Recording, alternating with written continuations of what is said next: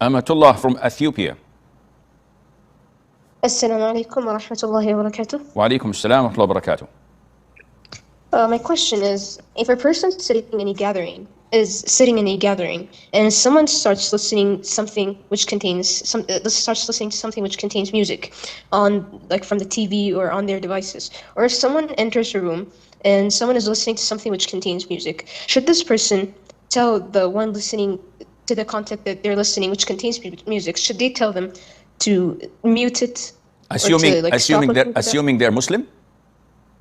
Yes. Okay. Or should they leave the gathering? Okay. First of all, scholars looked at ayah number 140 in Surah An-Nisa, chapter 4, which talks about a greater sin.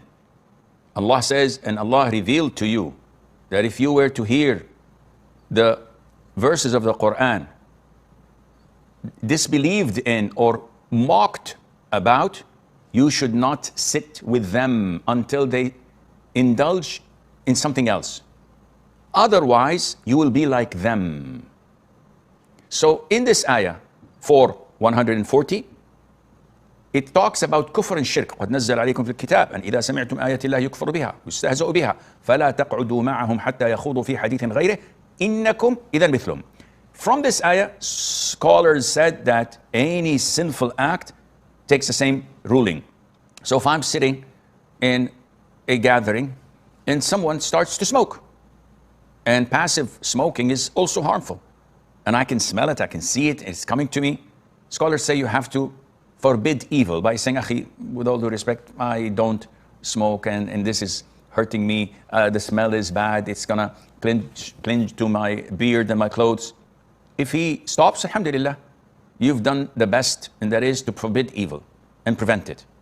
If he doesn't stop, then you may leave the room and go when you have the ability. Sometimes, I don't know about other countries, but some countries you could find people smoking in public transports or public areas where you cannot leave because you have to stay. Likewise, music.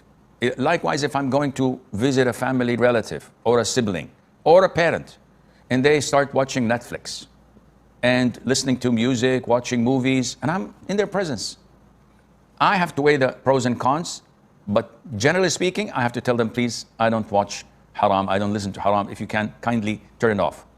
If they comply, alhamdulillah, that's a win-win. If they don't, you have to leave and so forth, and Allah knows best.